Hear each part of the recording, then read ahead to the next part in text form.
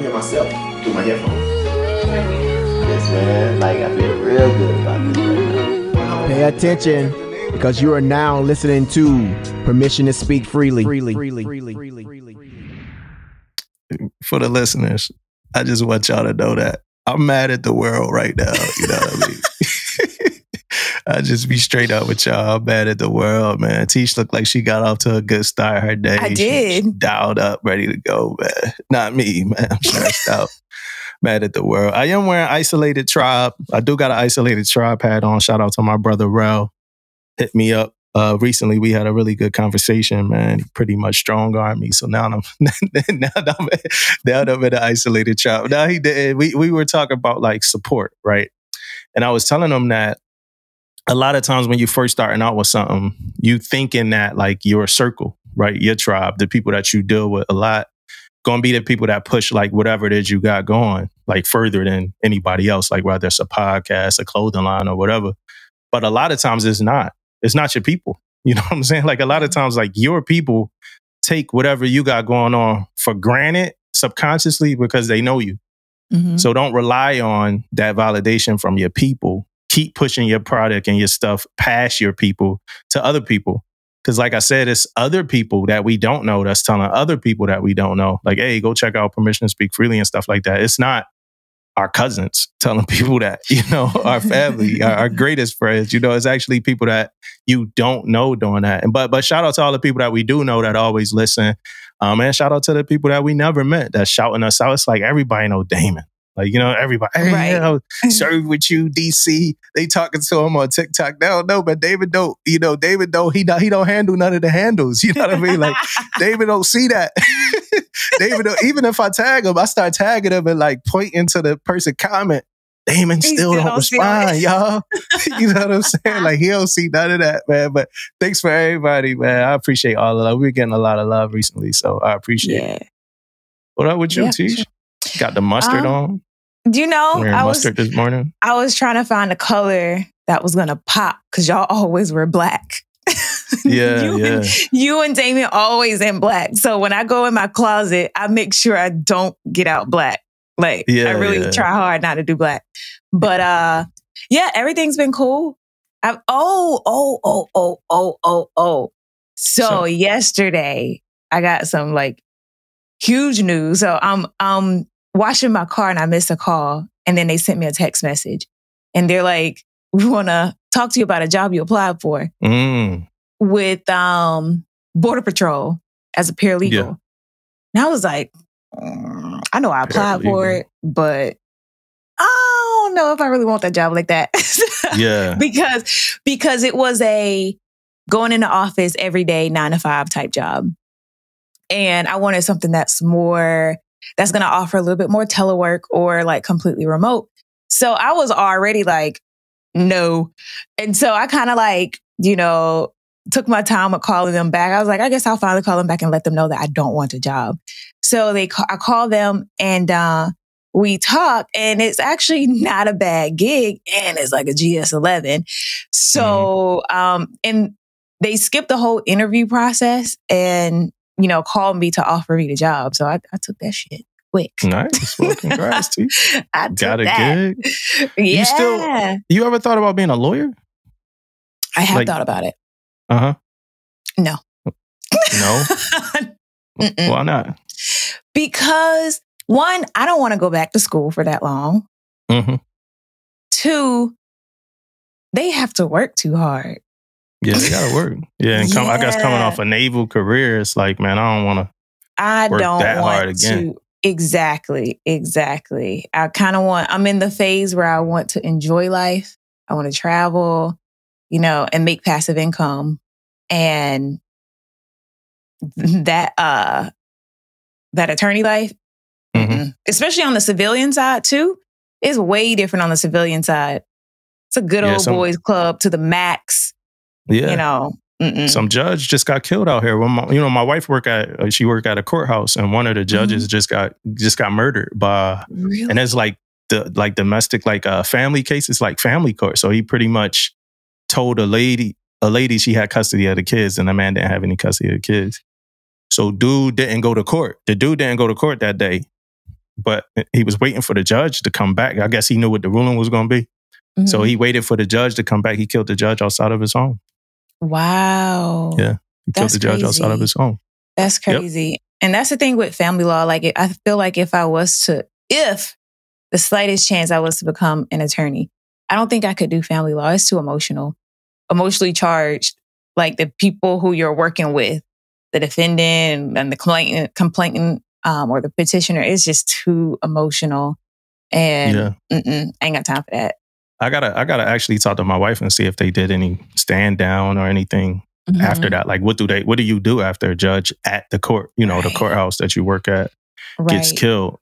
Right. And I guess it's easier now to find out where people live, even if their addresses are private. Because I thought their addresses were private. You know what I'm saying? Somebody was talking to me about the pod, Tish. I don't know if you see the comments, but people in the comments, they like, yo, where Tish at? Like, I go Tish. But somebody was talking to me. They was like, yeah, I heard your podcast. There's a lady on there that speaks well. It's talking about you, Tish. What? Yeah, they said you speak real well. First off, y'all can stop talking about my mic quality. Y'all can stop talking about... they said you speak well. I'm talking about you and Damon, though. Because whoever that was, that's my superhero. Because y'all always be talking about my equipment because it be jacked up. That's fan. That's fan. I got one person that's on my side. Yeah, that's my dude, man. Al, shout out to Al. I told him, nah, she dope, man. I was like, she dope, dog. I was like, what make you say that? Thank you so much. Hey, what's the temperature over there, Tish? I don't know. Probably like 70. 70s. It's 84. It's going to be 84 degrees today. It's about to be November. It's about to be Halloween, right? My favorite holiday of the year, right? It's about to be 84 degrees out here today. That's crazy. That's like Cali, actually. Sometimes we'll get like it'll kind of warm up a little bit around. Yeah, it shouldn't be like that. It shouldn't be like that out here. Not out there, no. Nah. Not out there. It should be windy. It should be like feeling like October. Like this ain't right. This is my month, you know what I mean? Like the movies, the horror, you know what I mean? Yeah. Even if it's bad, I'm watching Five Nights at Freddy's today. Like this is my month, you know what I mean? And for things to be going like this. Did you watch The Fall of the House of Usher on Netflix? Did you start that? I started watching it, yes. It's good, yo. It's good. Yeah, I ain't finished it yet, but I think I'm on maybe episode 2 or maybe 3. Yeah. Yeah. Because I started watching it. Yeah, I'm not really like a big scary movie girl. Yeah. But I was like, this looks more like thriller, creepy than like scary, like Amityville horror type things. I was like, I think I can watch it. So I started watching it during the daytime, but I refuse to watch it at night just in case something crazy happens and it creeps up on me. Yeah, it's a Mike Flanagan show. Mike Flanagan like EP'd it and created the show. He did showrunner, I guess. And he did a couple shows on Netflix, the Haunting of Hill House or something like that. The Haunting of Bly Manor, something Murder, Midnight Mass. He did a couple. This is his last show with Netflix. It's based off a bunch of Edgar Allan Poe stories and stuff like that. But it's so far so good. I do have something that we need to tell to the listeners. We're supposed to have a guest today, right? A recruiter, and this was a last minute setup. Like we just been talking for the last few days because my schedule been messed up, and I'm about to tell y'all because I'm hot, yo. I'm pissed. I'm a little tight today. I think I said that already, but my schedule been kind of really messed up and tight. So last minute trying to book guests, he wasn't even like a slated guest. Like we already got like 20 guests in slate. And he was just a random, person from TikTok who we've been talking. And I'm like, all right, well, let's get you on. Let's talk, especially because he's a recruiter. So hopefully we get him on. Some things happened last night. So hopefully we get him on next time. So we kind of going to cuff it, y'all. So we kind of going to talk off the cuff for a lot of this because we were really ready for this guest. But for the first part, let's get into do better. Tish, I don't even know who need to do better. Like, I don't know who need to do better. Let me just say that, right? But, my wife is pregnant. Let me see if I can find a picture of the baby for the listeners. And I hope she don't get mad. Yes. I hope she don't get mad. The world needs to see. Nah, she looked just like me, though. She looked just like me. Look, I don't know if y'all can see this. Maybe not. Who knows? I'm gonna put it in front of the screen. Hopefully y'all can see that. But she looks so much like me. There you go for you, Tish. Yeah, she look exactly like me. Y'all do have like the features. She has your nose. Yeah, she got the nose, the mouth, the cheeks, and she looked pissed off that they messing with her in that damn thing, right? But so I've been back and forth from here to. So I live in the DMV area. I used to say DC, right? I used to say so I used to say DC because it's easier to just say DC than where I live. Right. And then when I got to the ship, I was talking to one of the young bulls on the ship. You know, I was like, yeah, geo batch. I go back and forth. You know, he said he was from DC. I'm like, yeah, that's where I live right now. He was like, for real, where at? Like, what side? You know, and I'm like, see, you know, when I was a young boy from Philly, I did the same thing. Like, well, what part of Philly? You know, like, yeah, somebody be like, well, Westchester. Like, that ain't Philly. So when he said what side, I was like, all right, look, man, I don't live in DC, man. I live such and such. He's like, well, why are you saying DC? See, you don't live in DC. So I had to change up. I started saying I live in the DMV area. So I live in the DMV area. There we go. So I've been going back and forth from the DMV area to Norfolk because I'm stationed in Norfolk. So every weekend I come home, wifey pregnant. So we didn't go to, I went to the penance ceremony. That was our last time we had a doctor's appointment, was the penance ceremony, right? Mm-hmm. Yesterday was our khaki ball, but we had a doctor's appointment again. So I wasn't going to miss my doctor's appointment this time, right? And I missed some things this season that I wouldn't have missed if my wife wasn't pregnant. Like a few things, like Monday morning PT sessions because I'm driving in from the DMV, stuff like that, right? So we, you know, then we do the podcast and I edit the podcast and the social media and stuff like that. So I did take pictures, right? I rogered up to take pictures and rogered up to take videos throughout the season. But I came into my mess late. Like I didn't come in. I came in like July. They had already did season plan and all the teams and everything were together. So my general assumption is that the PAO team was just put together and maybe I could get in and start doing things, but at the most assisting. Like, yo, let me come in and I'm going to be another person taking pictures. You got to throw the alley-oop. Yeah. I thought, boom, right? It's funny because we're going to talk about this on a reunion. That was actually my plan with the pod. My plan was to be like the B mic. Like Damon would do all the talking and I just would like throw like quick like one-liners. You know what I mean? I think it shifted the other way around.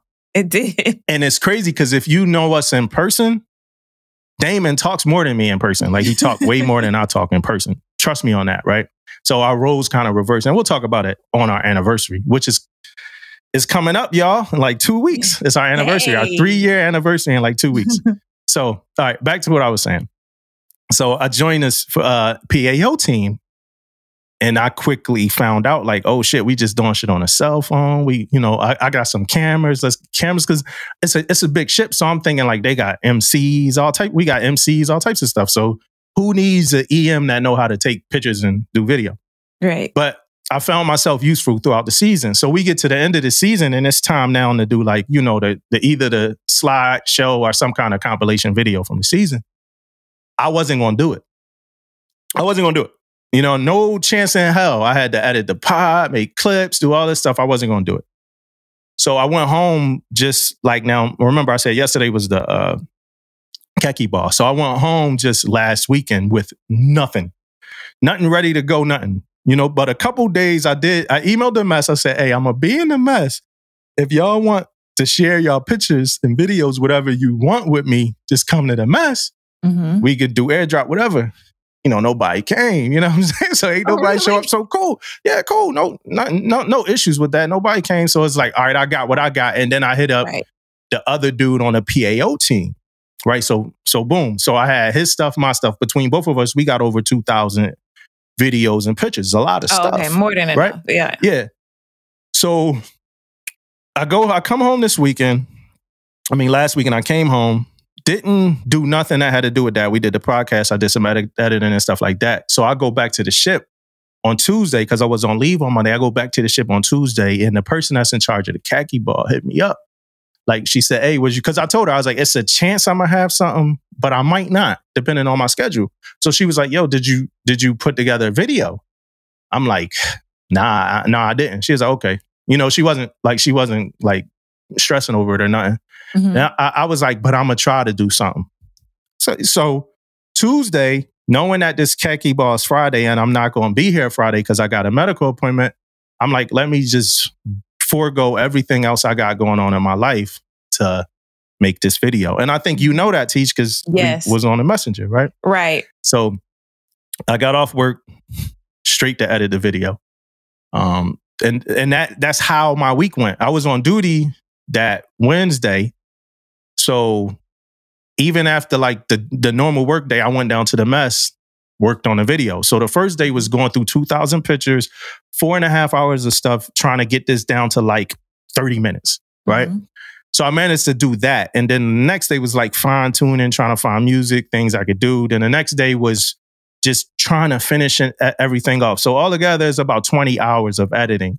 If I had more time, I think the video would be a whole lot better, right? If I dedicated myself to doing this before, but I really wasn't going to do it. So Thursday night, this is kind of a long story. I wish it wasn't, right? But Thursday night, you know, we were talking, Tisha, and I'm like, yo, I don't want to use my brain until I finish with this video. So I'm editing the video Thursday, right? And I reach out to, we had another member of the PAO team that I had never reached out to because I wasn't going to do the video. But Thursday, I'm like, man, let me just hit her up. She lived in the barracks with me. So she got over 100 some pictures and everything like that. Cause I'm like, all right, this is what I'm gonna do. I'm gonna do a video that's like 30 minutes long, and I'm gonna just do a slideshow that's like 3 hours long and just run through the whole event. So I go to her, I get all her stuff. So this is my plan now, cause I had this appointment here on Friday. So I was gonna go home Thursday night and be ready for the appointment in the morning with the baby, where I just got that ultrasound at. But I'm like, I have to finish this video first for the mess, right? So I'm editing all night, Tish, man. All night I'm editing this video. And then when so I finished the video, the 30-minute video, but she gave me a little clip, and it was so good that I had to take out something and put it in. You know, so I'm like, all right, let me do this. And then I hit her up because my plan was just to go back to the ship after all of this and get the flash drive back on the ship, so somebody on the ship could give it to somebody that's going to the event so they could play it, because they said they was going to have a screen, right? So I'm it's like 11 when I finish, right? I hit her up, Tish, you know, because I hit her up at like 8:30. I'm like, yo, I ain't gonna be done this for like another hour and a half. She like, oh, it's cool. I'm gonna be up. Tish, hit her up. I'm on my way up to your room. Knock on the door, Tish. No answer. No answer, yo. So I'm standing outside the door. You know the meme, the dude with the phone? I'm looking like the dude from the meme.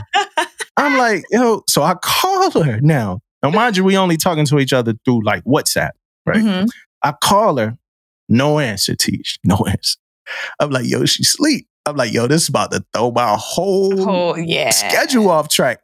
I honestly should have been home because I got this appointment in the morning, right? It's 11 something. So I'm like, now I got to go to sleep, wake up at like 4, go to the ship, because she was my saving grace from having to go to the ship. Go to ship, so, right. Yeah, so I go to the ship, and then, you know, when I go to the ship, I'm trying to smooth check my email too, so people could be like, damn, Senior was here this morning, able to hit up emails and everything. He doing his thing. So I go to the ship. You gotta show your presence. You gotta show your presence. Like, I'm hitting people up. Hey, did you see this? Like, I'm sending emails that I don't even gotta say. You know what I'm saying? Like, yo, Ian, boy, I'm tracking too. Like this. Just so they know I'm there. Like, yo, Ian, boy, I'm here right now. Somebody gonna know. Yeah, we're like, damn, see, you sent the email at like 4. Like, yeah, I'm tracking, man. So I dropped the flash drive off on the ship. Mad directions. Like, yo, play this video first. Play this video throughout. I call one of the EMCs. Like, hey, bro, I got video here. I call the person that's running the khaki ball. Like, hey, let the DJ know. So they get it. So then I finally, you know, I'm good. I go home. Me and my wife watch it. My wife like, yo, it's good. Like, people might cry. You know, I'm like, yeah, okay, that's cool. I'm not that happy with it because for like the second half of the day, I was with only my boat team. So some of it is like on some of the events from like final night is like only my boat team. The rest of it is all good, but for the second half of final night, I was only with my boat team. So, but I'm still anxious though. I'm like, yo, how my video, you know, go over? I want to know, you know. So the day I call somebody, and I try to be decent with it, Teach. Like, so my civilian friends, I might hit them at like 10, right? If I want to call like an early riser, I'm gonna hit them at 10. But a Navy person, I know they up at 9. You know, I know they up at 9. Even if you did go to the khaki bar, got a little angle. So I hit somebody up at 9. I'm like, hey, bro, how was the event? You know, now mind you, I'm thinking, he gonna be like, yo, the video was dope. The event was cool. Right. He ain't say nothing about the video. I'm like, dang, yo, they ain't like it. You know what I'm saying? Oh, yeah. So he like, the event was cool. We had a good time. I'm like, how was the video, bro? He said they ain't had no screens at the venue. Teach. I was fucking livid. They ain't had no screens. Hours. Wow. I ain't worked out. I ain't do nothing for the last 3 nights for them not to have screens. You didn't communicate with us. You were like, no, I can't do anything right now. Nothing. Yeah. I don't want to talk, answer no questions. This is my entire existence until I get them this video. Through my whole schedule out of whack, I came home grumpy to a pregnant wife. I'm grumpy. She pregnant. Grumpy. You know what I'm saying? So we had a minor, little issue because I asked her, was she planning on being late? Because she is running late. So I'm like, yo, were you planning to run late? Why would I plan? Plan, late? right. You know what I'm saying? So she hit me with the boom. So I had to gaslight her real quick. You know what I'm saying? To get the gaslight out. To pull that gaslight card out the hat, man. You know what I'm saying? So I weaseled out of that one real quick. The break in case of emergency. Yeah, like, look, I know you pregnant. You know what I'm saying? So I'm going to just leave it alone. I know you pregnant. Then that shit, when you say something like that, it just festering people because pregnancy is already like this whole preconceived notion. Right. So now she probably in her head, like, I hope she don't listen to this episode, but now she probably in her head, like, damn, I am pregnant. Am I having like one of those pregnant moods or whatever? Right. And I'm just quiet. And you just quiet, knowing you the one over here, man. Held the door for everything. Like picked up things that she dropped it. So then she is like, hey, babe, maybe I did come off a little bit too hard on you early in the car. I'm like, look, baby, that's all good. I know you got your moods and you're going through some stuff. You being the old supportive husband. Yeah. You know what I mean? So, yes, I might have put a little sauce on that story, but that was an easy little disagreement we had. We definitely worked it out. But yeah, Tish, I was pissed about that, Tish. That's pissed about that. That's messed up because they should have known that there was no TV screen. I don't know. They should have known that. Yeah. I mean, I ain't got no smoke for none of my people because maybe they got the wrong information from the venue or something. But I was just pissed. And plus, I don't got no smoke for none of my people because some of my people listen to the pod and I don't want none of my people to be like, damn, yo, he was on there lighting y'all up. If they ain't listen to the pod, I might have some heat for y'all. Like y'all made me make that damn video. Y'all told me about a damn screen. 2 people told me about 2 different screens. You know what I'm thinking? I'm thinking it's the 40-40. Like we about to have bad screens. We ain't had shit. None. Man. They went to all that damn time. They got the economy package. Yeah, like what we got. Like what we like they were like, nah, give us the bare minimum. Just give us the room. Yeah, they got Truly. They like, yo, we got the package with the Hennessy and the Johnny. What they said, now we want the Trulies. Give us the joint with the Trulies. Like we about to have a good time, man. We could have did that shit at 7-Eleven, man. Right. I heard they had a good time though. This is a carrier too, so I know they spent a whole lot of money, Tish. I'm sure. But that was what I went through, Tish. That was what I went through, man. Well, I'm sorry to hear that. I'm sorry to hear Thanks, that. Tish. I appreciate it.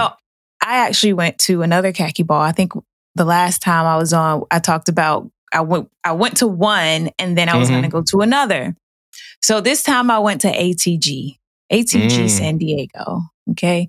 And the reason why I'm going to talk about ATG San Diego after Damo is because they are my do better. Oh, ATG San Diego has to do better when it comes to the khaki ball. Oh my gosh. So first off, you know, it's ATG. And so they're a pretty big command. So I'm like, okay, this should be good. You know, I don't think it's going to be on like a carrier level, but I'm like, this is about to be good because they're a pretty big command or whatever, right? Mm-hmm. Got a lot of people at ATG. So I'm all dolled up. Like I wore the best dress that I had. Like, you know, when I was like picking my outfits for the first khaki ball versus this one, I was like, well, I'm going to wear the good one to the ATG khaki ball because I know it's going to be fire. Right? Yeah, my expectations were up here. You know, I don't know how high the screen is right now, but go to the brim and put my hand there. That's where I thought the ATG San Diego khaki ball was going to be, but it was not. Okay. And it wasn't because they talked way too much. You know how you have the official part of it? And then, you know, and you do that during dinner and then you get to the party side. The official part lasted so long. It was too long? It was way too long, way too much talking because first off, like they got the bar going. So we going back and forth to the bar, everybody getting, you know, sauced up or whatever. And then we just sitting there. Yeah. We just sitting there talking and going back to the bar. The drinks were poo, but that's no fault to ATG. That it was at Saquon casino. Yeah, I had a good time there when I went there. Yeah, like the drinks were not great. They were. We went back up there and had them add like a shot in our drink because it just tastes like there was nothing in there. And we're not even like heavy drinkers. Like we just like fruity drinks or whatever. And the drinks were made horrible. But going back to ATG, because they're the topic of discussion, not Saquon. They talked a lot. And then Russ was there. Okay. And he spoke to, you know, he got up, they had a guest speaker and then Russ came up and he did his own little thing. And so he's talking and talking. And I think it was maybe he had been up there maybe like 10 minutes. And, you know, when he's talking, whenever a guest speaker comes up, they're talking to the new chiefs. Yeah, yeah. You know, that's like, you know, the audience for the most part that they're talking to. So he's sitting there talking to the new chiefs for like 10 minutes. And then he's like, actually, you know, go ahead and stand up to the new chiefs. Go ahead and stand up. Why? None of them were inside.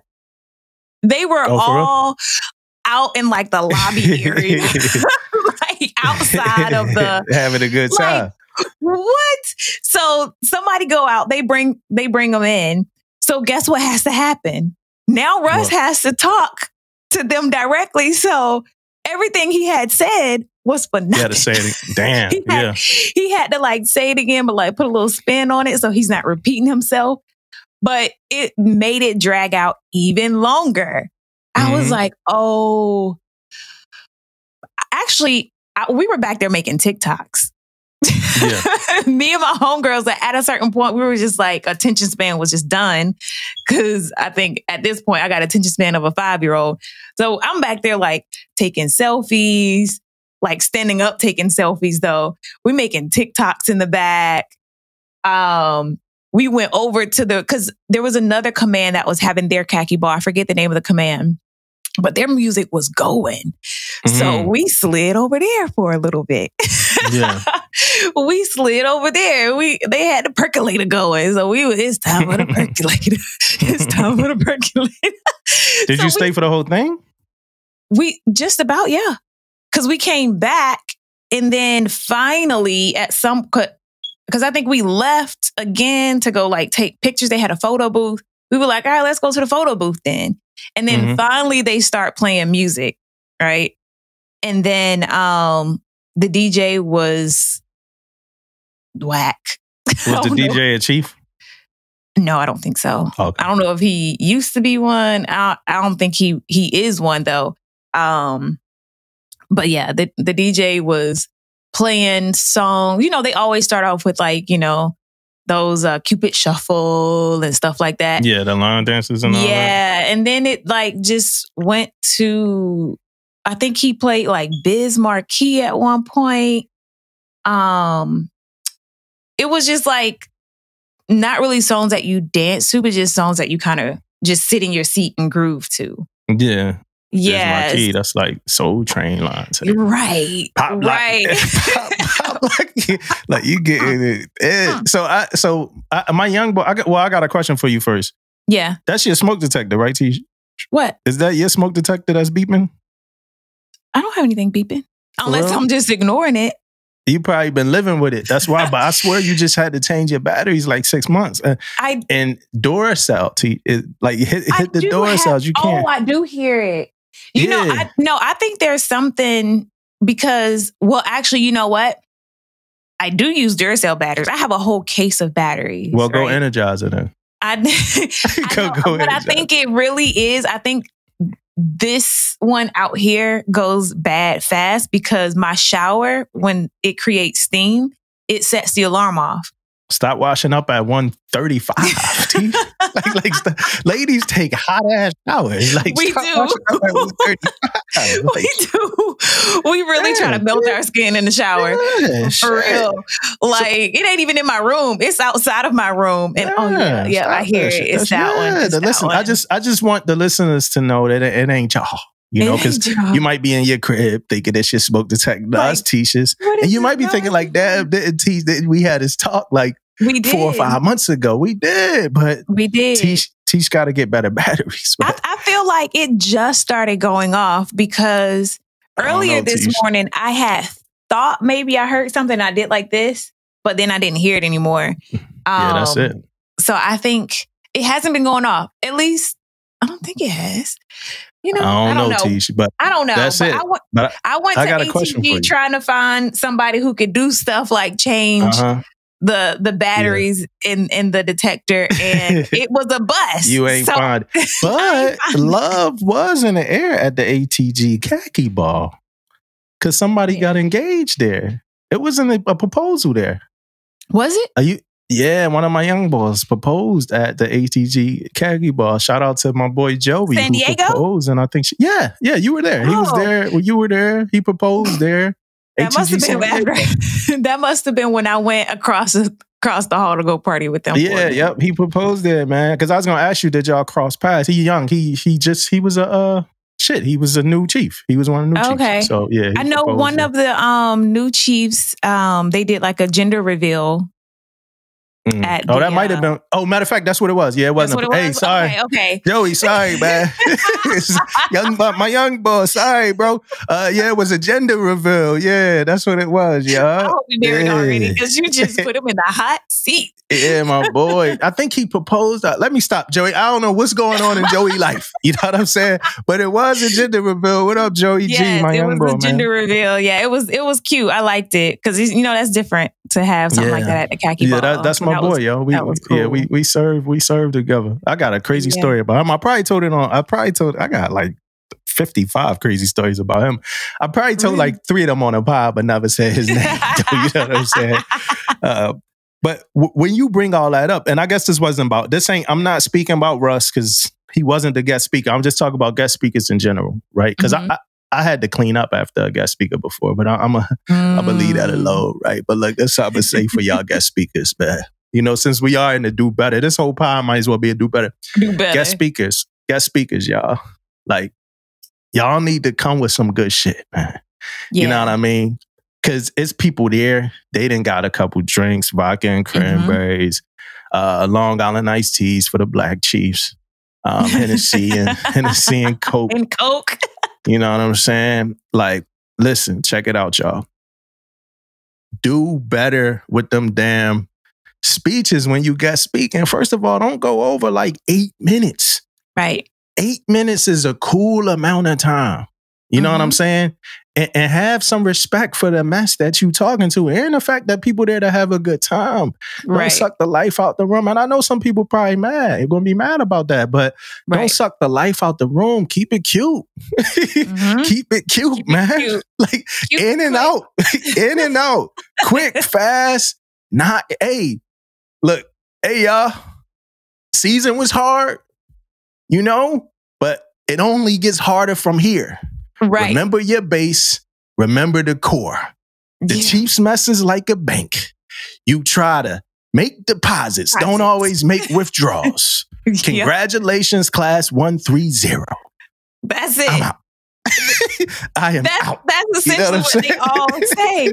But they just kind of drag it out. Too much. You quoting. Yeah, you quoting Aristotle and shit. Like, yo, stop that. Just get in and get out, man. Yeah. Don't nobody really want to hear you for real. Right. Like, unless you lit. Unless you a lit. Yeah. Unless you like a lit guest speaker dude. Like outside of that, it's people like if Amore Ponciano came and guest spoke, I know he gonna kill it. You know what I mean? Certain people, I know they gonna kill it, but not all y'all. Some of y'all just think you on a strength for guest speaking and you know, don't talk when a guest speaker speaking and let's make sure the guest speaker got a plate and all that. Dude, if we doing all that for you, come through. 8 minutes of excitement and get the fuck up out of there, man.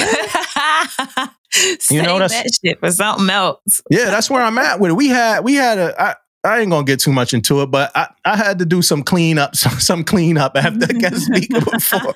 Like, yo, let's liven this thing back up real quick. Right. It can really put you in like, like, damn, like sleep state 3. Like, you got us in sleep state 3 over here with your speak. And I know some of y'all listening been through it, not the junior seller. Some of y'all Chiefs that been to a khaki bar and it's like, yo, this dude here, 25 minutes. 25 minutes, man. Yeah. That's a hell of a job for the MC to have to come back. And MC already was there early because they probably was setting up. They already frustrated. Things ain't go right. The person said they was supposed to come, never showed up. Now they got to clean up after your ass. Like, it is what it is, though. Yeah. And don't have too many like official parts in it. Like you got the gift giveaway. You got the what is it? The POW MIA table. Like they did like something different for that. Like they didn't say, you know, go through the script or whatever. They had like people walking up, which I thought was cool, you know, but if you're going to do all of that stuff, all that official stuff in the khaki ball ceremonial part, then like you said, make that guest speaker, limit him to 8 minutes. And then, you know, if Russ gonna come up there and talk, maybe they should have just had him as the guest speaker since he's there talking. So you don't have 2 guest speakers and make sure your selects are in the room when Russ is talking first and foremost. Yeah, it's like you go to weddings, Teach? Yes. And when you go to, let's be serious, right? Let's be honest, right? When you go to weddings, right? What is Tisha focused on at the wedding? I could probably say all of them right now because you thinking I could probably say it. The reception. The reception. What part? The dancing part of the reception. The dancing part, right? So you probably gonna dance, right? Yeah. I'm gonna tell you what you probably care about. The dress. You gonna dance. Yeah, the dress, right? But if it's your homegirl, you want to get a little picture with the bride, you know, for a second. You probably gonna dance. You probably gonna eat that nasty ass catered food. Right. You want to see them cut the cake or not, you know, and you might care about if it's your homegirl, you might care about the bridesmaids toast. Outside of that, you in your own world at their wedding, doing your own thing. Hopefully you at a table with somebody you know and like. Y'all having a little good time. You going back to the bar, you grabbing drinks. That's it. That's it. At our wedding, I knew ain't nobody care about us. You know, we got the first dance off. That's it. After that first dance, don't nobody care about y'all. Care. Yeah. Same thing as the khaki ball, man. People just want to have a good time, get up out of there. You know, then hopefully it's some kind of after party somewhere and have a good time there. Don't nobody care about all that. And play the video. We want to see the video. Yeah. The video, Tish. We want to see the video with all the pictures. The video. Like, I really like, I actually like watching, even though I wasn't even a part of any of those messes. I like looking at the pictures and the videos. Mm-hmm. It was dope. I liked it. So it like, you know, especially for like family members and stuff like that, it's like it allows you to see, you know, a little snapshot of, you know, what the season looked like. So yeah, I think there's my mom said I cursed too much last episode, so oh really? So you trying? I'm trying, y'all, and it sound real hard. I'm having a hard time because your morning is just not starting off right. So yeah, y'all. Look, thank y'all. If y'all feel like y'all bearing with me, y'all, thank y'all.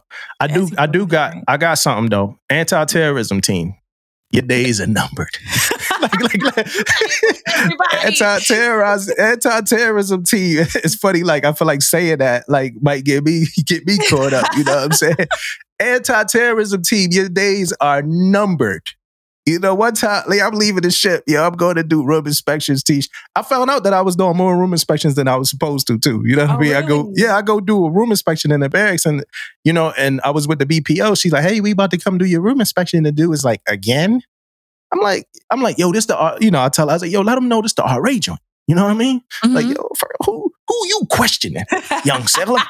You know what I'm saying? Who the fuck you questioning? Let her know this to RA. Let them know, because you know somebody from the ship do it and somebody from the what's the name do it. Let them know this the RA joint. Mm-hmm. You know, so she like, you know, this the RA joint. He like, yo, they just did my room like yesterday. So then I go do one, and I saw it was done yesterday. I call the dude. I'm like, yo, like, what you doing on my blocks? Like, this my floor. These my blocks, bro. He like, nah, he been there before me. Like, nah, these been mine before you. Oh, y'all having a block war. You've been doing too much of them. So I'm like, oh shit, for real? All right, you ain't got to tell me twice. Twice, so, right? Yeah. So now I do less. I do a lot less. That's good. That should help out with your time. Yeah, I do. I forgot what I was about to talk about, though. I was about to talk about, anti-terrorism team, right? Mm-hmm. So I leave the ship to go do the room inspections. The last time I had to do them, the ship across the pier from us, they doing anti-terrorism, Tish. Mm. I don't think I ever been outside for anti-terrorism for real, right? So I come off there, I'm ready too. And you know, nobody, like these room inspections it's never like a convenient time to leave your ship and do room inspections. You know, you think like people like they think I'm skating or whatever. Like I just have to do these room inspections. Trust me, I don't want to do them. So I leave the ship and it's like two people standing, you know, I'm like, fuck they standing for? So I'm like, man, I gotta do these room inspections. So then I see the security dude. He like, oh yeah, y'all can't come past because we running anti-terrorism drills. I'm like, yo, we really we doing this for real? Like we really don't let people walk? like this is real? Like I ain't never know. Like that's not never. So then, you know, and you start seeing it's people that think that they gonna get through, you know, T. So now I'm like, all right, let me sit my ass here and wait because I got these inspection. So then there's people coming down. It's a carrier. So it's like 50 people by the time we all but it's people coming down, you know, they see it and they seeing people and I see them, I can see it in their eyes. They like, man, fuck that. I'm about to walk through. Then I see them all get to them same dudes and they all turn around knowing that whatever they got, like they got a medical appointment, they didn't care about nothing nobody had. Chiefs, officers, young sellers, nobody got through. And now they about to start doing them on my ship. And it ain't never, it's that spot check you've been put. Tish, it's that spot check you've been pushing off till Friday. You know what I mean? It's that spot check you've been pushing off till Friday, Tish. It ain't never like a good time. You tell the seller like, oh, my bad.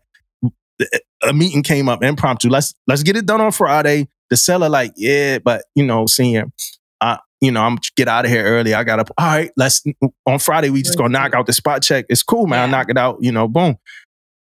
You on your way up there. You got your clipboard. You ready to go. Security alert. Security.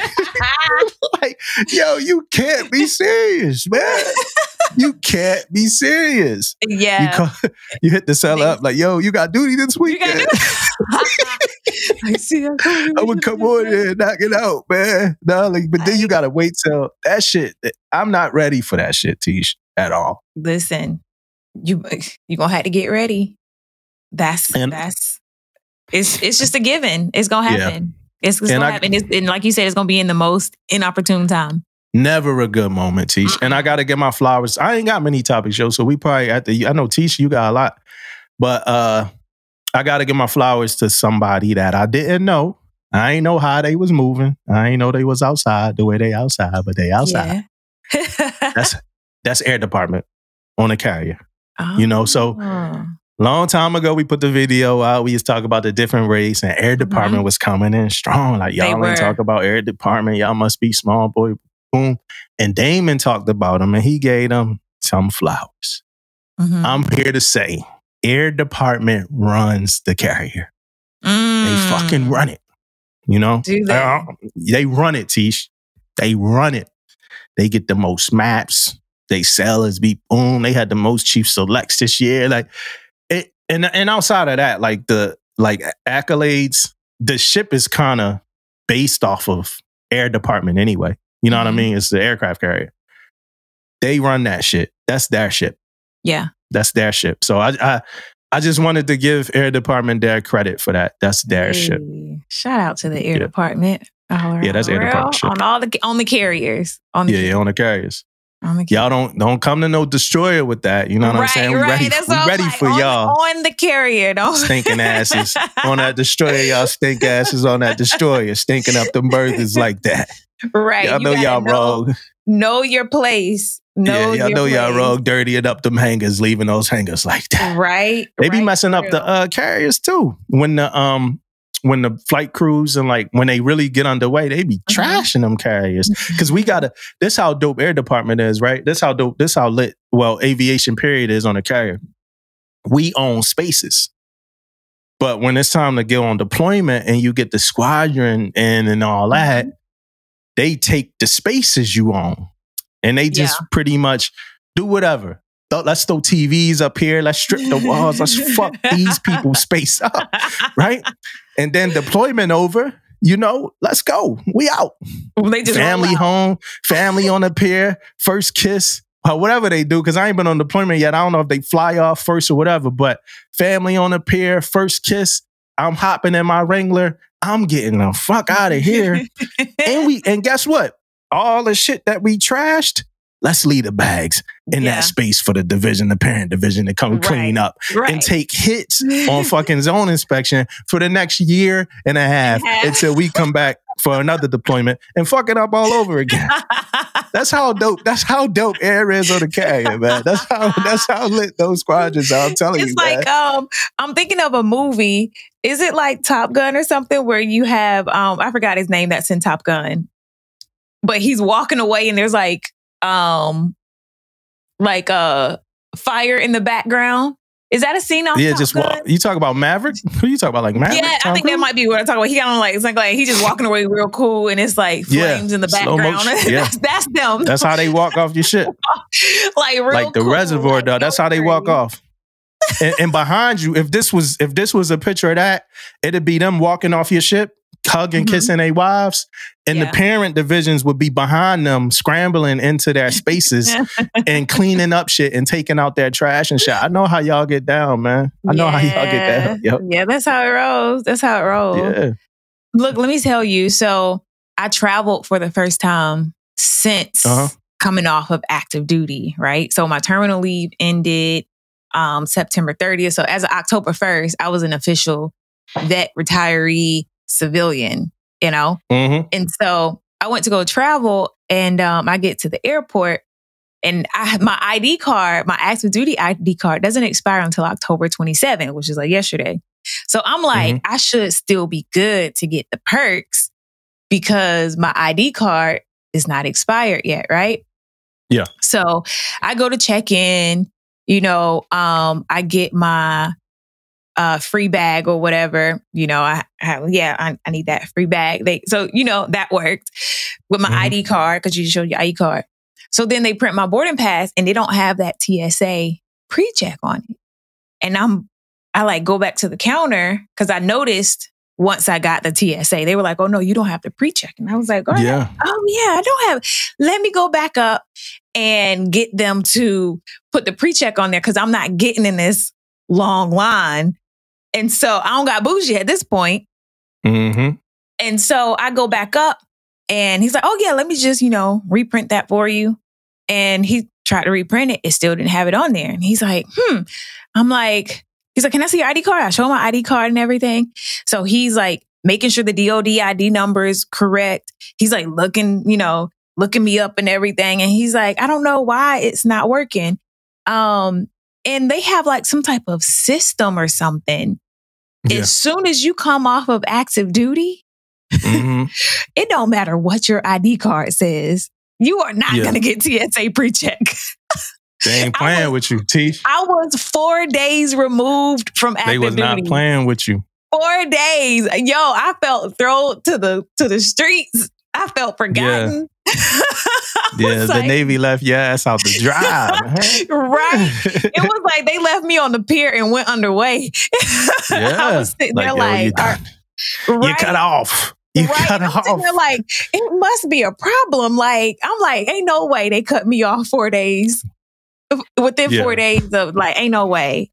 But you cut off. So once you retire, you better have some type of TSA pre-check because that shit is gone. Like the benefits are, that shit is gone. So the rib sandwich come out next week.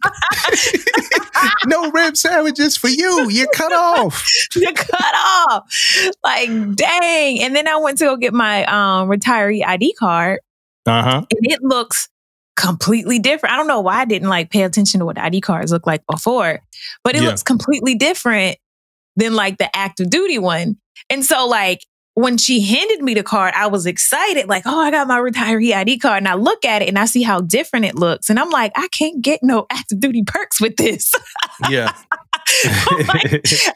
like how am I supposed to get free bags with this ID card? Like, oh God. Oh God, the ghetto. I don't know what I'm going to do. I got to figure out something. It's over, Tish. It is.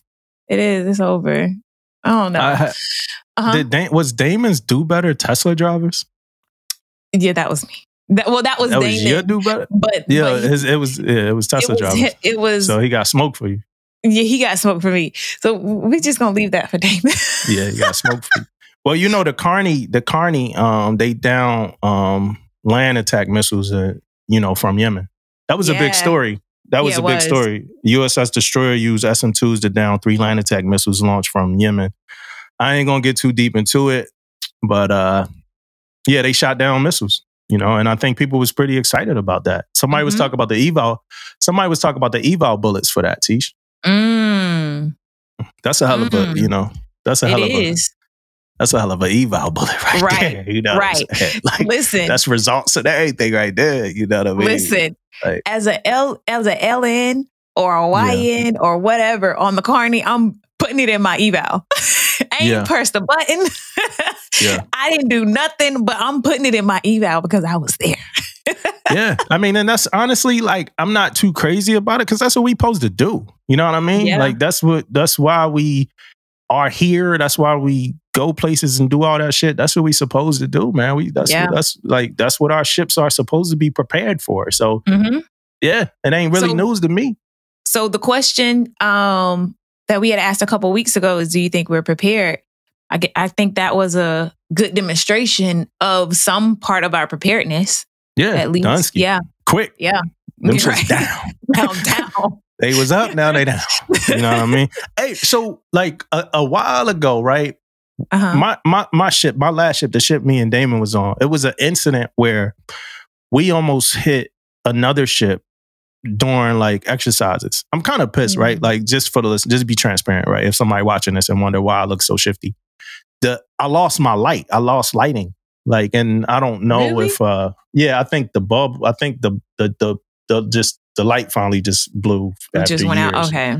Yeah. So, everything but I lost. Yeah, it's the light. Yeah. Hey, shitty day, y'all. Shitty day. So this is what you get, man. But were you in San Diego around the time where my ship, it almost hit the mast of another ship with like a fucking missile during exercises? Did you ever hear about that? Mm-mm. Oh, so you must wasn't around for that. Okay. Mm-mm. Yeah, I wonder like, I always wonder like what happens in a case like that. Like, I don't think. What year was it?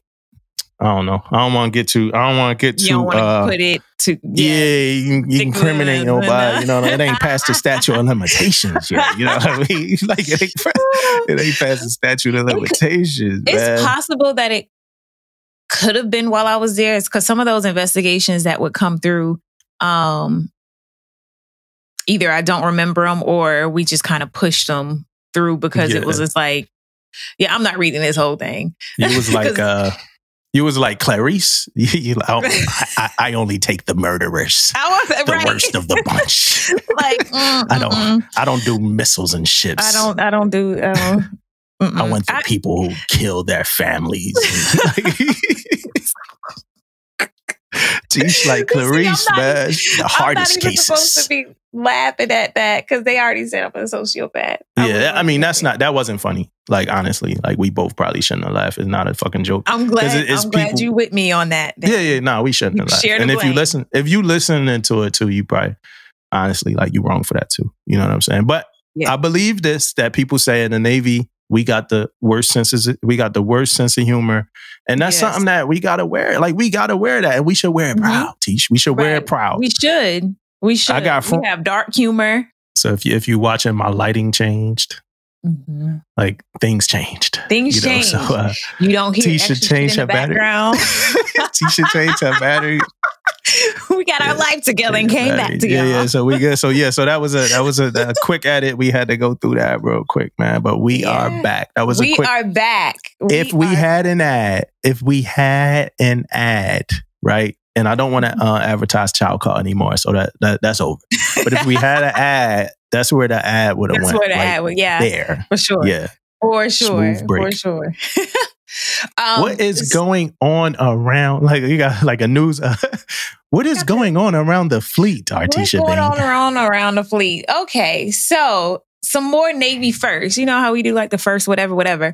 So we've had the first female to be first female mortician to be. Oh, the thing is back. It wasn't that one.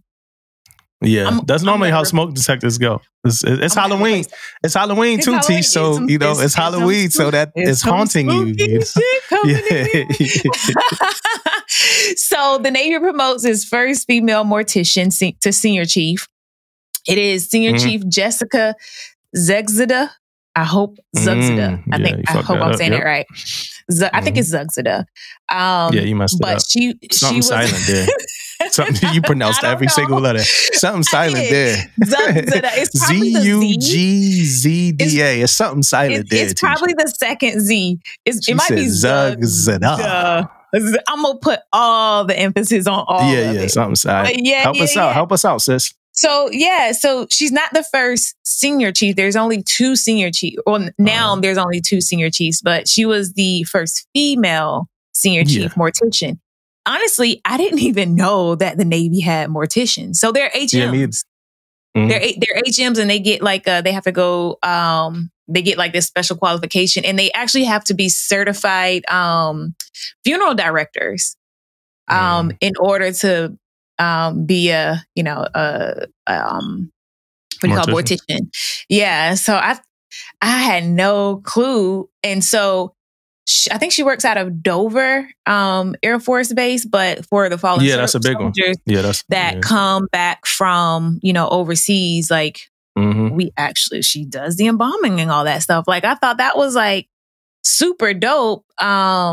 Even though it's like kind of eerie and I don't like stuff like that, but it's like super dope that I had no clue that we had morticians. So, any HMs that's interested, well, I'm pretty sure they knew, but I had no clue. Yeah, they probably wasn't trying. Dover with the combat deaths, all of that stuff. But they probably wasn't trying to do it. They probably like, nah, that's cool, man. No, yeah. Somebody, the mortician community is looking for interested volunteers. Right. It's like, it's cool. Hell to the no. I'm gonna just stay here and be the bottom P.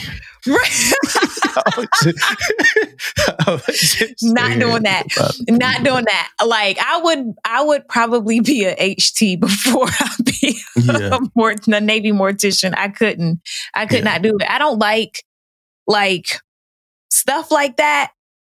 No, I can't do it. Like, I get like this eerie feeling like around like dead bodies, even at funerals. Like, it just feels eerie and scary. And I be looking at them, waiting on them to move. Like, I don't like funerals. I ain't a big fan of funerals anyway. I'm not either. I don't like it at all. Not at all. One day on our civilian, one day we're going to do an alternate podcast, maybe on our anniversary, where we only talk about civilian topics. And then maybe I could get into some of my weird random thoughts about things like funerals and things like that. Like some of those things I really just don't see. Yeah. I see the business side of a lot of this shit, but I don't really see the purpose in some of these things. I just be like, damn, like these people getting a lot of money, man. Like when they was wanting my grandma for like the casket for my grandma, like they showing they got like, yo, you could get this one with the silver, this one silver plated, this one. I'm like, fuck. Like to put this in the ground, y'all gonna dig this out, ain't y'all? Y'all gonna dig this out, spray it off, some spray on, and put it right back on the shelf. Like, exactly. Y'all ain't about to play me like that. Ain't no coffin staying in it, damn. Like, what we doing, man? You know what I'm saying? Not in that neighborhood. Maybe in some of y'all neighborhoods, but not in that neighborhood. They getting that coffin out, man. You know, too, they just throw a little bit of dirt on it. Like enough that they could just like sweep that shit off when y'all leave. They'll go sweep that shit off. You know what? So when my dad died, I didn't know how much it cost until like my dad passed away. And, you know, I'm the one, I'm the kid that has, you know, the funds to foot the bill. It's always us. It's always us. It's always the sailor. Everybody's just looking at me like, but everybody got their input or whatever. Yep, everybody talking. Yep. Yeah, so look, let's get it the glass top where we don't even gotta open it to see his face. Right, Tish? I'm like, hell no. Like, get me that brown economy package. And then my dad deserves pasta and fried chicken and the watermelon and the good drinks at his event, right, Tish? Right? Right? That's exactly how they work. Give him the Rolls Royce hearse, right, Tish? Listen, and homie didn't have no insurance. So I'm like, cremation. And they like, oh no.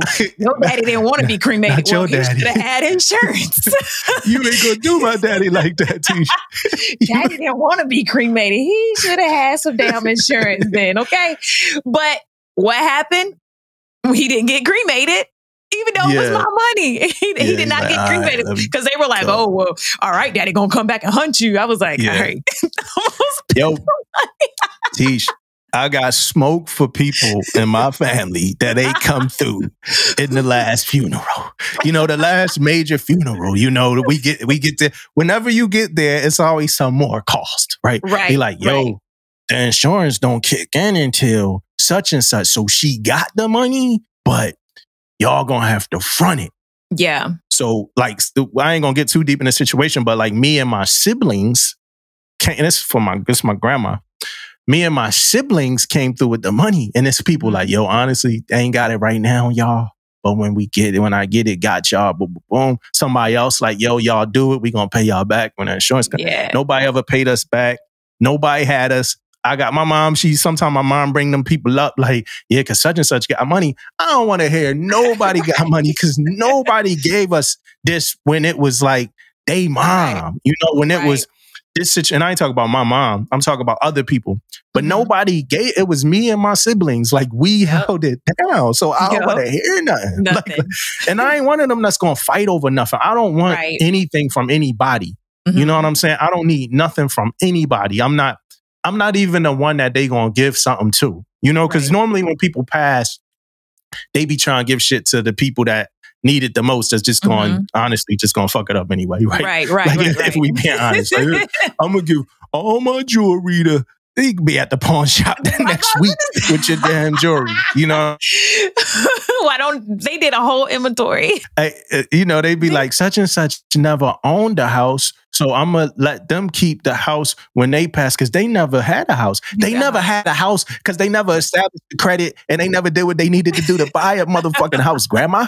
So they going to do the same thing they did all their life with your damn house. They're going to lose your damm house. You know what I'm saying? So let's stop that. You know what I mean? But, you know, it is what it is, though, Teach.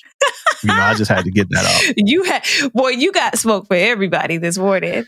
Yeah, yo, but I'm feeling better. Like, you know, it's like therapy, Teach. You know, I'm about to say you letting it out. Yeah, I think it's the mustard shirt.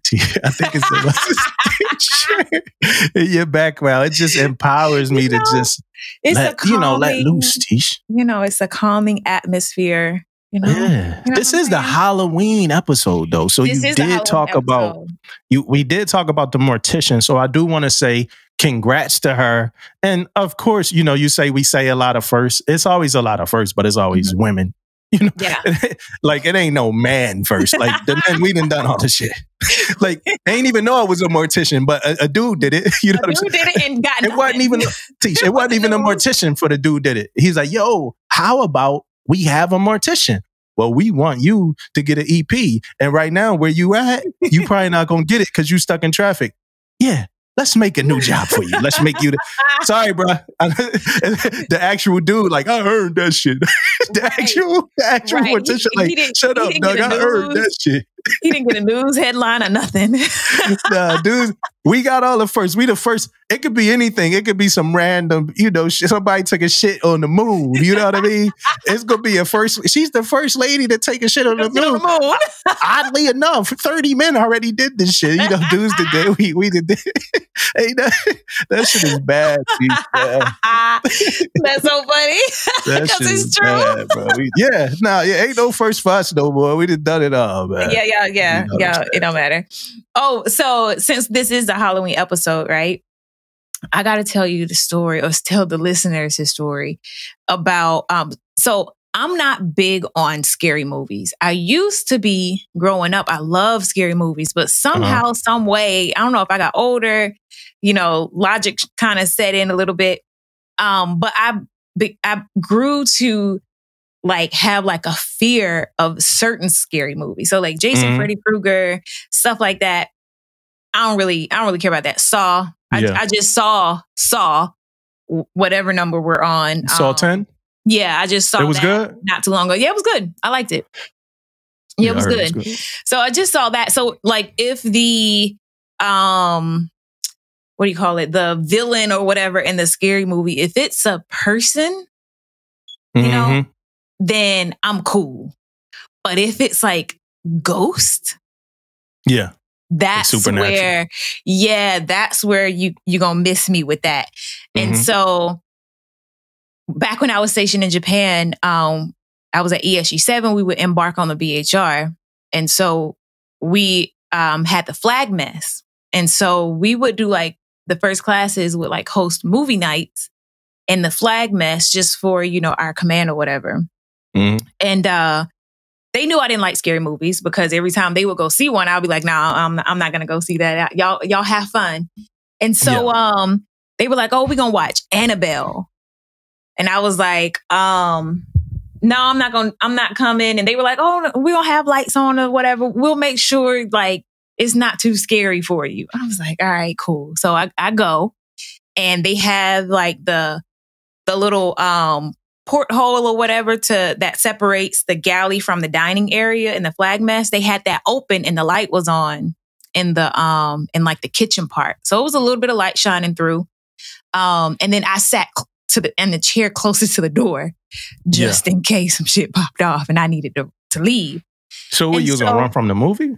I didn't know. Just in case, like I just wanted to leave and be like a crazy scene on a projector, and you like, yo, let me get out the room. Like, I don't want to watch this no more. I'm just gonna leave. Like, type get thing. the hell out of here. Okay, all right, cool. Right, and so we're watching it. Everything's cool or whatever. The build up of the movie, and so then they shut the they turned off the light and they shut the little porthole, that kind of the window where you pass the food. They shut it. So now it's like dark. And I was like, so y'all playing games now, right? So I'm like, okay, I can do this though. Like this is cool. Like I ain't scared.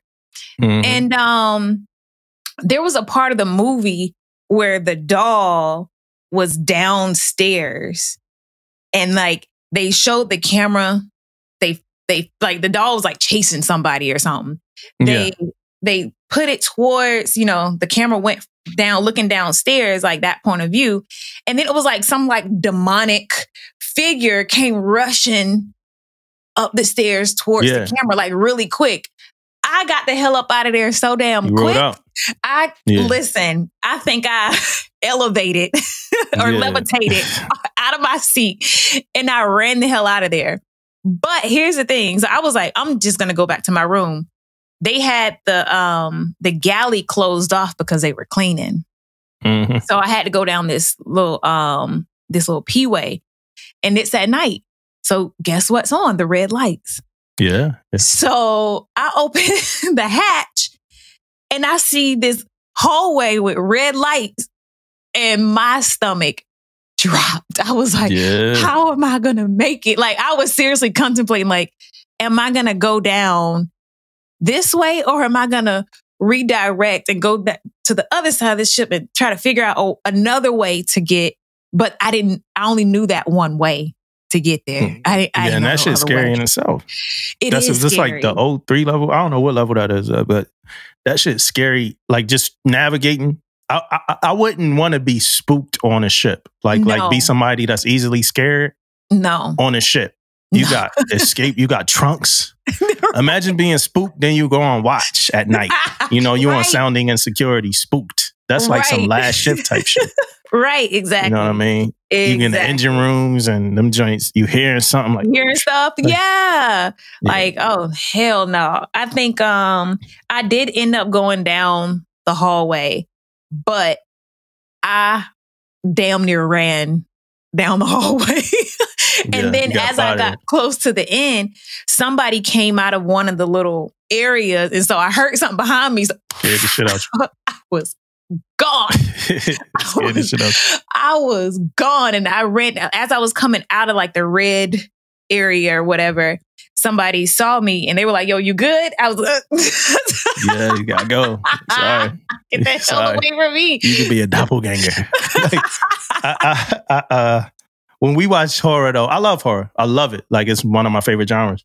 I'm a little mad because it ain't that much American horror that's good. I am going to go see that movie Thanksgiving, though. I want to go see Thanksgiving. First, I was like, this shit looks kind of corny. But I watched the previews and I'm like, I want to see corny. Like, I want to see Thanksgiving. It's a slasher. So it's like somebody just killing people with like Thanksgiving stuff. So what is it called? The turkey base. Like they just killing people with a bunch of Thanksgiving items and shit. No. But it's crazy. Like the little, the little corn, the little things that you stick in the corn for the corn cob. Dude, like in the previews too, dude stuck it in both the lady ears and shit, pulled it out, put the one lady in the oven, used the turkey base to the it's like just all Thanksgiving. Like, you know what I'm saying? I can't wait. Yeah, I want to see that. You know what I mean? Like I want to see that joint, And then it's Eli Roth, the dude that did Hostel. So it's going to be like, it's going to be gory and shit like that. It's probably going to be a little cheesy, but I think they made it to be like that. So I can't wait to see that.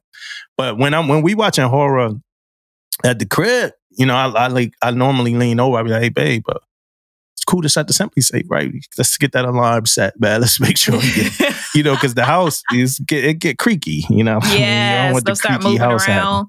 Right. Yeah. Let's get that Simply Safe set, man. And I'm by myself. Like, I ain't got nobody to. Yeah. I can't. I don't like watching horror. I'm scary. Yeah, I don't like watching horror alone. You know what I'm saying? Especially like the cheap stuff with like the bad makeup. That should be scary. I'd be, ooh, they could have done a better job on that. Like, that's scary as shit. Like, type of budget. Those $300 budget movies. Oh my gosh. Like, right. What's the scariest movie you ever watched? American. American, it's relative, right? I'm stuttering because somebody gonna call me a bitch no matter what I say. Like, I'm nervous. It's relative, but I'm gonna say my top 2. Okay. The American is The Conjuring is number 1 for American horror to me, right? I think it's the scariest American. It's a movie called, oddly enough, it's called Veronica, right? That's a French movie. That shit is scary as hell. But and it's funny because the whole movie ain't scary, but it ends, that shit stays with you. You know what I mean? So American horror, The Conjuring. Number 2, American horror for me is Insidious. The first one, the very first one. Because it wasn't no cheap thrills, no jump scares, no cheap thrills. Every time you saw, it wasn't like sometime in horror movies, they turn the light on in the bathroom and the thing there, and then when they turn around, it ain't there no more. Yeah. That wasn't Insidious. if you saw that thing, it was on your ass. You know what I'm saying? You had to get up out of there, right? Right. And if anybody never noticed that, watch Insidious again, then that's what it is. And it's funny because it's all in the same family. Like the James Wan. James Wan is the person who made Saw, Annabelle, The Nun, Insidious, The Conjuring, like all of them. He made all of them. Now he's doing the Aquaman movies. But yeah, so it was all, you know, James Wan. So and most of it, like Dead Silence, the one about the dummy that like not a lot of people saw. I thought that was good too and scary. But James Wan, I think he made some of my favorite American horrors. So Insidious, and then The Conjuring is number one to me. Like I don't think it gets better in American horror than The Conjuring. And that's the camera work, the all of that shit. What about you? I would say, well, I don't think this one is American, but The Ring. Yeah. That's Ring, as well as two. It's a not American version and an American version. So Ring U was the Korean version or whatever it was. I'm sorry if it wasn't Korean. And then The Ring is the American version. Okay, so then it was the American version. Okay. I actually remember seeing that when I was in high school. And that part at the end where she's coming out the TV. Yeah. Like it was scaring me so bad that like I tried to run out the movie theater. Oh shit. And I got to the stairs, but she was like even closer now. And as I'm running down the stairs, like she's even closer. So I ended up like in the corner, like yelling, screaming. In the theater? In the theater. I was in high school. Were you on a date? No, I was with my homegirls. I was with my homegirls. They were laughing. I was so scared. I wanted to leave, but I couldn't because in order to leave, we were in the back. So in order to leave, I had to get like mad close to the girl.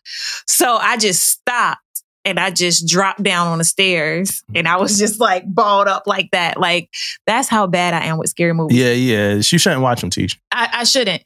And then The Conjuring, that was the other one. I watched that one. Actually, because I used to like scary movies, but I would still watch them. Yeah. The Conjuring was the one. After that, I was just like, scary movies are not for me, and I stopped watching them after The Conjuring. The Conjuring changed the game for you. It did. It changed the game. Like I watched it. I came. I was like, I think I was stationed in Japan, but I came home for leave for something, and me and my then husband were watching it, right? Mm-hmm. And we watched it at night, and then we went to bed. And so over in the middle of the night, I'm scared. Okay. Yeah, you fucked up. Yeah. So I wake him up. I'm like, babe, I'm scared. He was like, man, if you don't take your ass to sleep and roll over. I was alone and by myself. He was not hearing my bullshit.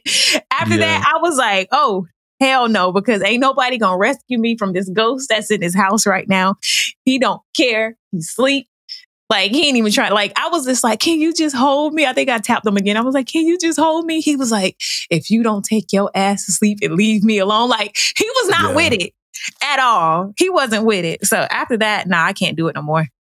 My wife, she changed. She don't watch. She can't. If she can't stomach something, she don't want to watch it. Me, I like to push my stomach to the limit. Like, I'm like, yo, I want to see.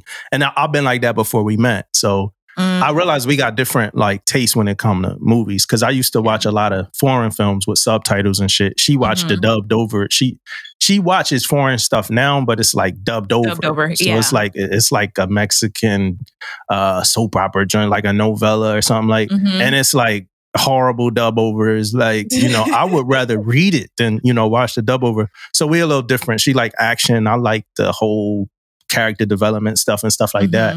So, but she's starting to get to where she say like, yo, I don't want to watch it. It's horror. Like I was watching a show about Emmett Till and she's like, I don't want to, like, she ain't want to watch it. She didn't watch Dahmer. Like we watched the first episode of Dahmer. She didn't watch it with me.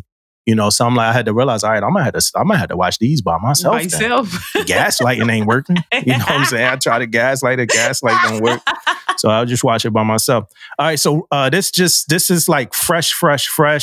Just dropped is this nav admin announcing assignment optimization for active component and training and administration of a reserve chief, senior chief, and master chief petty officers. Is this reserve? Oh, Seashore Flow Enlisted Career Path. So Seashore Flow Enlisted Career Path. So it says, it's a lot of shit here, but and I don't think we're gonna read it. It was like one time we read a whole nav admin teach. Yeah, I remember that. You know, it just says enlisted readiness and placement. So PERS have provided a list of misaligned chiefs. And it's gonna be going to TICOMs, BSO N1s it's gonna be a summit. So it's gonna be a summit where they talk about misaligned chiefs. So now we having a summit. We've been talking about misaligned chiefs for the past 5 years. Right. So now it's like, hey, let's get together and have a summit about and have it, a summit and talk about what we've been talking about doing. Yeah, so they're going to evaluate chief billet requirements in my Navy assignment. Chiefs who are aligned to billets in an incorrect pay grade may be subject to the following options. Realignment to an in pay grade requirement at their current command. Movement to a valid billet to another command. Preference will be to avoid moving personnel out of their current geographic area and maintain a seashore rotation to a max extent possible. If immediate alignment to a valid in pay grade position is not possible, then there will be an adjustment in the member's PRD, adjusted to enter the order negotiation window earlier than their current PRD. Chiefs in receipt of a PRD adjustment should expect to negotiate for orders to fill an in pay grade requirement and will be considered a sea or shore roller based on a ratio of sea and shore duty billets available within that pay grade. Fleet readiness concerns will guide all decisions and actions, but each move should be considered on a case-by-case basis. The movement of realigned person will begin approximately 30 days after the summit concludes. Any out-of-area moves will receive adequate time to prepare and execute. So 90 days. That's what adequate time is. It's 90 fucking days. I'm going to let y'all know now. All transfer timelines will take into account the vacancies that they will create and those they will fill and limit or prevent double stuffing of billets. So, all right. So I'm not going to keep going with this. It's a lot. It's going to be a summit. We're going to talk about chief alignment and stuff like this. And a lot of these people, I ran around, I met and all of that. So I don't really got anything like any issues with them or anything like that. But my question is this, what's different than this and everything else we've been talking about when it comes to these senior enlisted billets? Right. And if it is something different, then have these other initiatives that we did fail? Like, have they failed and we just trying to figure out something else? Because Tish, maybe I'm off, but don't it seem like we've been talking about this shit for years? We have. We definitely have it. We're just repeating ourselves with different people. Yeah. It's like, okay, now you go talk about it. It's your turn. Yeah. Like what Master Chief? Yeah, what Master Chief? We're still working on it. This is what we've done. And it's always like the same thing. Yeah. And it's probably because it's that one Master Chief somewhere that ain't leaving. That's just holding down the, hey, yeah, man, if you don't, leave and go fill a Master Chief billet, man, we're going to have a whole summit, man. Do what y'all got to do. I am not leaving. You know what I mean? I'm going to have to get a higher authority for your ass, man. Like, right. Who is holding out? Yeah. Like, you know what I'm saying? Come outside. Yeah, somebody is holding the line, yo. Who is it? We're going to have to speak to them to find out. Yeah, I just feel like we've went over this a million times. So hopefully, not much on it, but hopefully we get it right this time and we don't got to do another initiative. Because I think all of these initiatives is scrambling a lot of shit. So hopefully we get it right. We ain't got to do another initiative. So that's all I got for that one, teacher. Yeah. So I have a question, Damo. Have you ever used a CO suggestion box? Tish, I think I might have, right? I think I might have used a CO suggestion box a long time ago. And it's crazy. So I'm that guy that probably did it for like, it's about to be really corny. This is a corny warning. I think I'm that guy that might have been like, hey, sir, I don't think you hear this a lot, but you're doing great. Us junior sailors on the deck plates respect you. Oh, we appreciate you. I think I'm that dude who might have done that. Damo. Yeah, I don't think I ever. No. If I did it though, Tish, I ain't put my name on it. Yep. I think I did it before, and I know I ain't put my name on it, but I never did it outside of that. Like I never did it outside of that. Now, before you go, I just felt something here. This just live, Teach. This just off the cuff. I just felt something in my room, right? I'm about to show you it, right? Okay. I'm sorry, but before you give yours, I just felt something in my office. This shit is crazy. Hold on, Teach. Oh, God. Hang you in the barracks. Oh! No, I'm in my home office. I know you in the real estate. I know you in the real estate. Serious of them all. I never read this. Really? I never read this, man. Flipping Keys by Caesar P. Yeah, I never read it, Teach. Yeah, man, Caesar, man. That's the original scary guy. I might read it now, though. I might read it now, man. It really got spooky now. Teach probably getting haunted by Caesar in her dreams, man. You know what I'm saying? Him and but what happened? It's coming like you about to be ghost house over there where you at, man. Veronica is in that fire alarm, Teach. Right, she is. So what happened with you?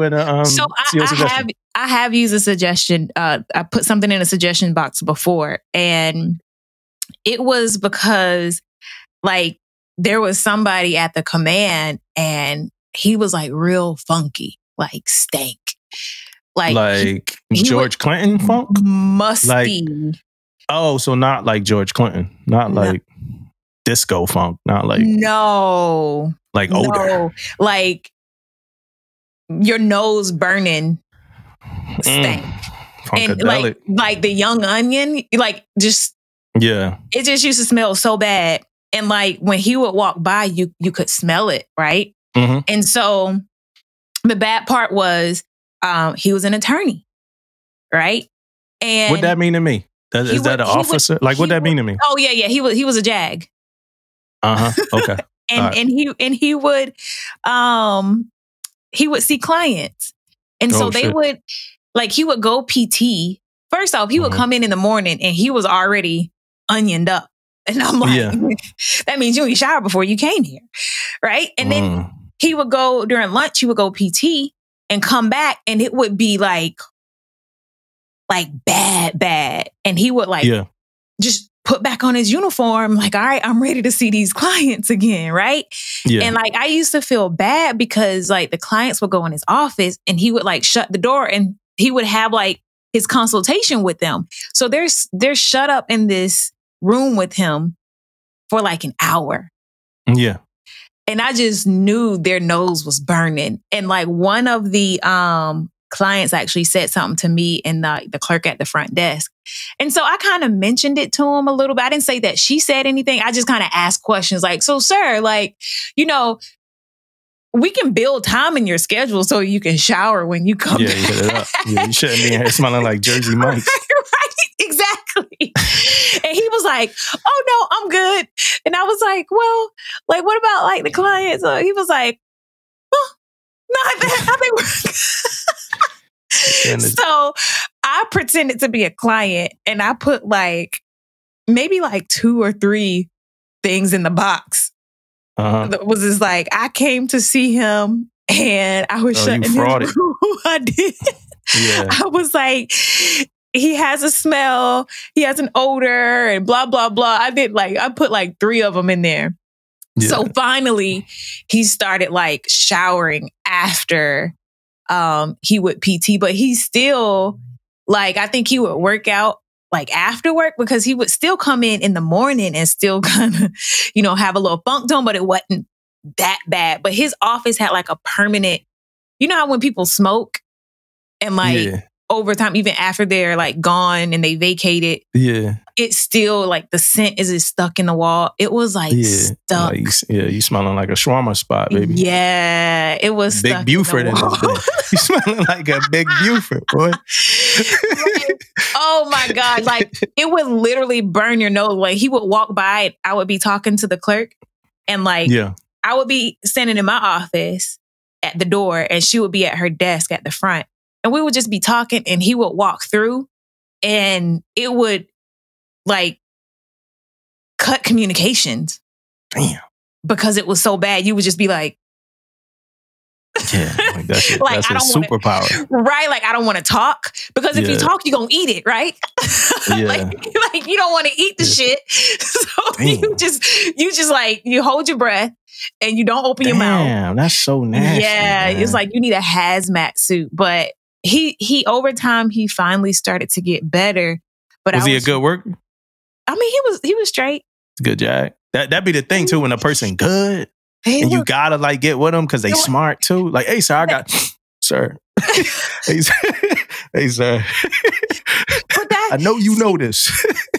Personality wise, he was a bit different. Like so it didn't help at all that he was kind of funky. I don't even know if he's still in the Navy. He probably because he was an older cat. So he's probably not even in no more. At least if he is, I hope he's showering for the sake of. Yeah, it's a rumor that DiCaprio got like a little stench, like he stink a little bit. It's a rumor. Yeah, it's because he don't use like certain like stuff that take from elephant tusk and all that stuff. So it's a rumor that he got a little scent, you know. So it's like, hey, I need you in this movie, man. And like you just got to bear with it. Leonardo. Yeah. There's a rumor. I don't know. You know, I ain't the rumor person, but yeah, it's a story that he smells a little bit because he like, you know, he's like an environmentalist, like super like natural and all this stuff. He care about the earth, you know, much better than the things that Will Smith got going on. You know, throw a little bit of Will Smith hate in there. I be cashing checks on anybody that ever went against me when they come to my Will Smith hate, man. Even if it's 10 years later, like, hey, bro, remember what you said 10 years ago about Will? What's up? Nah, bro, you was right. But back to the stink stuff.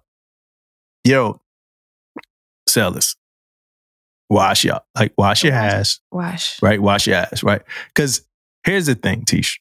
Like, you know, you ever had, like, I've had a couple conversations about a couple sellers, and this be the feedback, this be the response, Tish. This the worst response ever. I'll be like, yo, such and such stink. You know, they need to take care of that. Hey, senior, you sure it's not just his coveralls?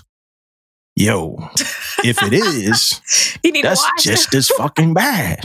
Like, that's just, if you take off your uniform and the ass part of your uniform still smells like ass, right? It's a problem. Yo. If your uniform got BO, it's a fucking problem, yo. Yeah. You and your uniform got a problem. need to go take a fucking shower. You know what I mean? Go wash up, take care of that. Your uniform should not fucking... People be really figuring it out. Hey, see, I figured it out. It's not him. It ain't him. It really is the coveralls. Well, he need to go wash them damn coveralls. Exactly. Them coveralls should not be musty without you. You know what I mean? Like, they should not be leaving you behind when it come to the must. Like, you hard charging ass coveralls. Your coveralls about to get an EP. Right. Like, stop that. We have washer and dryers for a reason. Like, go wash your stuff. Yeah, go wash your stuff, please. And I know sometimes you don't know, but sometimes you do know. You do know. You know, sometimes you do know when it get like that. Yeah. And I feel like because the burden is such close quarters, somebody gonna tell you. Burden. They gonna tell you that you stink. Like, hey, and it's gonna hit your feet first. It's gonna hit the feet. The feet get the first hit. The feet always. You know, it's like a zombie. Like what's Halloween? It's like a zombie movie or something. Like, it attacks the feet first. You know what I mean? That feet get that first joy. Then it just and that shit start moving up under your arms, and then you hopping in your sleeping bag. Yeah. You hopping up in the now. So now you got your sleeping bag smelling like a patty melt, like a nasty patty. That's you cooking in that shit. Like your body odor is cooking in that bag. Yeah. And God forbid somebody gotta lift that when you walking by too. It's like, who rack is that? Yeah, you don't want to wake somebody up for watch. Like, oh shit, I gotta go wake up. PS2. Right. Hey, you open them curtains and you ever see the cartoon where they cook the pie and the scent you open up the curtains, it's just air. Like, hey, bro. Bro, you got to watch. Oh, shit. All right, Tish, look, so check it out. I got a book review. Okay. Jeezy, Adversity for Sale. That's up your alley, right? Jeezy. Adversity for Sale, right? If you don't know what Jeezy I'm talking about, is the Jeezy who came out. His name was Young Jeezy. Joe, if you listen to the podcast enough and you know all the podcasts and you heard my story about when I worked at Coconuts and FYE, Joe, my old manager who used to be a Marine, who if you stole from Coconuts at FYE, he was out for blood. He was going to be on your ass, right? I might not have mentioned this then, but I worked with Joe around the time that Jeezy first album came out. If you saw Joe, you wouldn't know that Joe would be a Jeezy fan. No. Joe was a hardcore fucking Jeezy fan. He was living the shit Jeezy was rapping at the CD store. Yeah, Joe was at the CD store living that thug life, man. Like, don't steal from our CD store. Joe on your ass. But yeah, so Jeezy book, Adversity for Sale, is good. I felt like I was sitting with him. He talked a whole lot about a lot. He dropped some Jews in there too, Tish. Like, he dropped a couple Jews in there, things that, you know, like that whole, like, you missed the shots that you don't try stuff that I always hear, but just hearing it in his scenario and what he went through and how it happened, it like rung a different bell for me, knowing what Jeezy, you know, where he came from and what he went through. Now, the interesting part about all of this that kind of ties into our podcast a little bit is Jeezy was a military brat. I didn't know that. Like, Jeezy lived in Japan and he lived in Hawaii with his dad, who was in the military before his mom and his dad got divorced. Now, what Jeezy used to do, if you're not familiar with Jeezy, you're listening to our podcast that don't know who Jeezy is. He's a trap rapper, right? That's his, you know, he don't even like the term, but he's a trap rapper, right? But what Jeezy used to do coming up in the military, especially in Japan, because Japan was the lick, he used to steal from the exchange. You know what I mean? So Jeezy used to steal from the exchange in Japan and send whatever he stole back home. And I guess this was a time where Japan had the better Sony Walkman and CD players and stuff like that. So Jeezy used to make a lot of money getting his cousins back home all the new drops that came out at the exchange. And you know, the exchange in Japan and overseas and stuff was more lit because the sellers and Marines, whoever was over there, they really don't have nowhere to go. So Jeezy, I don't know, like the way the book is written, it just seemed like the fact that Jeezy got caught stealing from the exchange. His dad almost got in trouble. They was going to court-martial his pop because of this, right? So his pop decided that Jeezy, his little sister, and the mom, they needed to move back to Atlanta. You know, they had to go back to the trap, yo. like so that, and that's how I felt like, Jeezy, I love you, Jeezy. But I felt like something was missing from the book because I felt like that was it. Like, the dad divorced the mom after that. Like, Jeezy stealing from the next caused a rift in the whole chain of their relationship. You know what I mean? But his pop was getting to it. And I'm actually interested in if his pop retired from the military. Like, he never talked that much more about his dad after they moved from Japan because his ass got caught stealing from there. But good book. I'm ready for another one from Jeezy. And it's Jeezy, Tish. It's Jeezy. It's Jeezy. Good book. But he narrated it too. So I felt like he was just, you know, he laughing. It just felt like you were talking to Jeezy, listening to Jeezy give his story the whole time. And I mean, when Jeezy first came out, I never thought that I would ever hear a book from Jeezy or even hear about a book from Jeezy. So it's good to be able to hear from these rappers that, like, we used to love when we were young. See them flourish in other avenues like books and stuff like that. Right. So are you going to get the Jada book? The Jada Pinkett book, Tish? Worthy? Absolutely not. Absolutely not. Absolutely. Okay. I'm not buying nothing Jada selling. Damn. Yeah. I'm there with her. I can't do it. She just... What she got? What's the name of the thing she got that caused her to lose hair? Oh, alopecia. Yeah, alopecia. They said they see why God removing every strand of hair in her head because of what she doing to Will. Yeah, but I mean, Will, I know everybody talk about it, so I don't want to, you know, beat a dead horse. But Will, like, I mean, Will enjoying it, like he living with it, like he good. He is. I heard his latest joint, like, yo, we gonna be together. Right. Like, it don't matter. It don't matter. We gonna be together. Like, we promised each other we was gonna be together forever. That's like them people that been in the Navy for like 30 years and complained about it for the whole time. Like you hate that shit. Like, yo, fuck, hate this shit. Like, you realistic? Yeah, man. Yeah. I'm seeing some of y'all on Facebook too. Right. At New Commands. I'm seeing y'all at New Commands. Right. Y'all been talking shit about the Navy your whole enlistment. Now you at a new command. Oh, you on shore duty?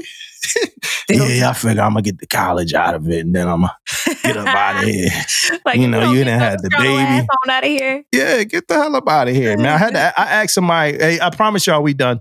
I asked somebody the other day. I'm like, yo, if you had to do what Doris Miller did, so I ain't gonna get into what the person was talking about, but I'm like, yo, if this ain't it for you, get out. Like, if this don't give you that fulfillment, get the fuck out. You know what I'm saying? My fulfillment come from the gains of like junior sailors and stuff like that. I don't get fulfillment no more from fixing an electrical controller. You know what I mean? Yeah. I feel like your fulfillment got to graduate. But I'm talking to a junior sailor. I'm like, yo, if you don't get that kind of fulfillment, get the fuck out the military. Because I'm like, if you're not going to man a gun like Doris Miller and shoot down enemy jets when shit go down, then what the fuck are you in here for? If you don't love this thing enough, and he said he would, like, just to give him credit, he was, I would do that. But if you in this thing and you're not in it enough to respect the fact that you got to get your hair cut, you got to have clean coveralls, you got to be clean shaven. If this don't like, if you don't be like, all right, yeah, I think it's bullshit, but I'm motivated from the Navy, so I'm gonna just do this stuff because I respect this organization, man, get out. Like, if this don't do it, and I like, cause that's kind of, I'm like, yo, you don't give a fuck about this, do you? Yeah. You know what I'm saying? It's like the boy from Minister Society, you bought the beer. Like, you don't care, right? Like, cause that's pretty much where the conversation was going anyway. And I urge y'all, like, yo, if y'all don't want to be in, get out. Some people, hey, it ain't that simple. It's that simple. Get out. Really, if you don't want to be in, get out. It's that simple. Yeah. Don't re-enlist. Don't re-enlist. Get out at the end of your enlistment. Get out. Just roll. Roll out. Take control of your life. Don't be a military zombie. Like, don't just be on the treadmill of this, letting this shit on a conveyor belt, letting this shit take you tours and tours and tours and tours, and you never had passion for this shit. Because the way the military work and the way shit work is one day you going to be a chief somewhere who never gave a fuck. Yep. And what are you going to do to your sailors? Yep. How the fuck you going to inspire them? They're not. Those are the toxic leadership that's out there. Yeah. Motherfuckers who never wanted to be in and never cared. Never, like, get out. I don't care if we bare bones with people that really give a fuck, because it's only like 15, it's probably like 8% of the ship that actually get shit done anyway, that make the whole thing move anyway. So if we bare bones with the people that really care anyway. Right. Yeah. You can do so much more with less, as long as everybody is like, they care and they give a shit. So that dead weight, that's more food going away. Like, yeah, benefits, all that. Get rid of them. Bye. Yeah. Just roll out. There was one thing I forgot. I forgot about one thing. The hot topic on social media right now are these damn lists.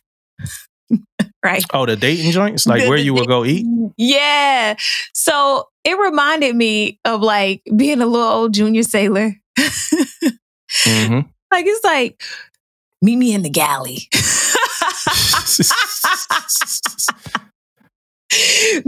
Let's meet up at the galley. That was like a date. You know what I'm saying? Yeah. Didn't nobody have no money. We living in the barracks. Meet me in the galley. And like Night Baker, like Mid-Rats, my man got the exclusive burritos, my Mid-Rat Connect. That's what you talking about? Like, yo, my dude made scones. Like, let's go do scones. My man hooked it up for us. Right. Like, let's go. Let's meet up. That was like a date back then. I ain't never tried that. It wasn't complicated. It was like, we're going to go to the galley. Like, let's meet up at the galley, because we both living in the barracks. We both broke.